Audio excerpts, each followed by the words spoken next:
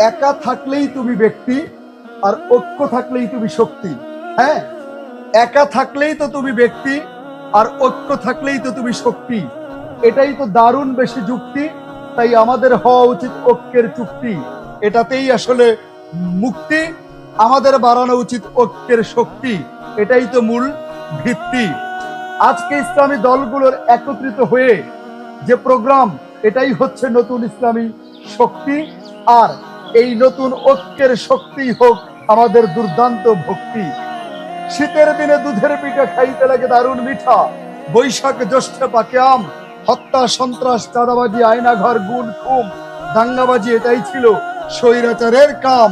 তাই নতুন এই বাংলাদেশে ইসলামী শক্তি যদি ঐক্যই হয়, আর ভোটের বাক্স একটা হলেই তো বাড়বে দাম, এবং ইসলামী দলগুলোর হবে নাম, আর সত্যিকারের ছড়াবে ইসলামের প্রকৃত সুনাম।